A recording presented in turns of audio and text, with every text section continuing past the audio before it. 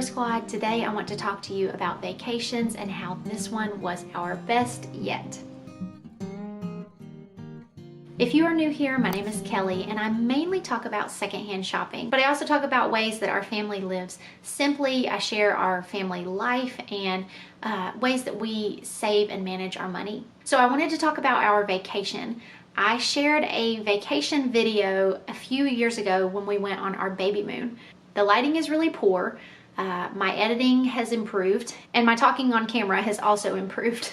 But if you can get past those things, I talk about our vacation mistakes. I will link that video in the description box below if you want to check it out. But basically our biggest mistake with that trip was the lack of planning. So I knew that that was something that I wanted to prioritize, and this trip we really did it the best that we've ever done it before. So there are really two different things that I really want to talk about that we did on this trip that we've never done before that really made it go more smoothly. And I plan on treating every trip from here on out like this. So the first tip is budgeting. If you are not a budget person, if that word makes you cringe, just bear with me for a second. Budgeting for vacation looks like this. I made a grid of our time on our trip, and I made each day and then I divided it into 3 in terms of meals.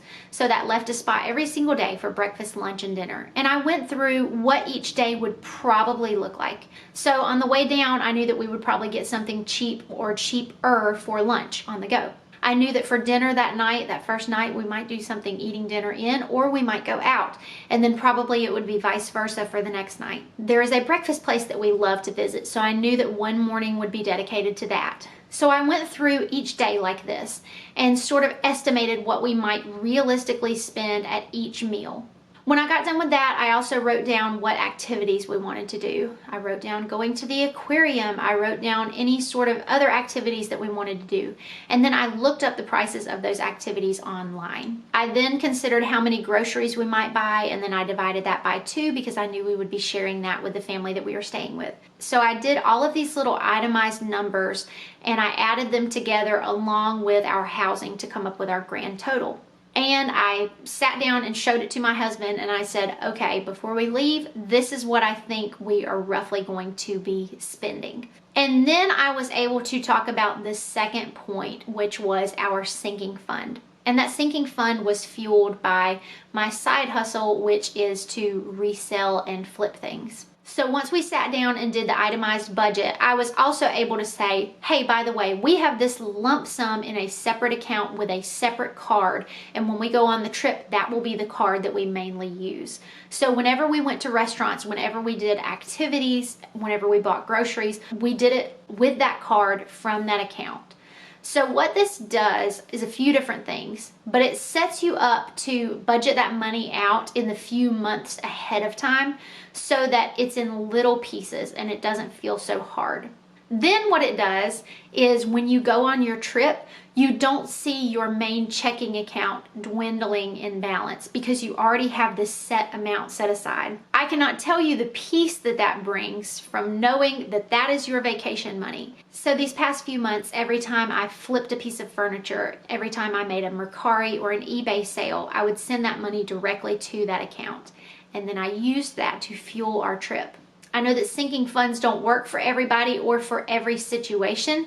There are a lot of different viewpoints out there on it, and you can get very, very specific or very broad with sinking funds. But I think for vacations, if you've never done it before, I would consider it. And then along that point, I would also consider having a side hustle. If you don't know what a side hustle is, it's really just something that makes you a little bit of extra money that you can put towards whatever you want. So from here until the end of the year, I plan on using my side hustle to help pay off our car. We plan on being debt-free by the end of the year. We're very excited about it. So anything that I can do to speed up that process, I'm very excited to do. So the purpose of that side hustle, like I said, can really be whatever you want it to be, but it can be nice to have that extra stash set aside that is not coming from your main income. You may have to get a little bit creative. One thing that I do is I clean my mom's house every week, and it benefits us both, and it gives me a little bit of extra money that I can put in that side hustle account. Today's video is in conjunction with a video on Instagram. It is an IGTV video, and you can find me at Yard Sale Squad. My channel over there is the same as here, but sometimes the content varies. So if you're not subscribed to me over there, I would recommend that you do so. That video is answering some questions that were specifically asked about vacationing. I talk in depth about eating out, packing groceries, overpacking food, fear of missing out, and then I also touch on how to get the motivation to come back home from being on vacation.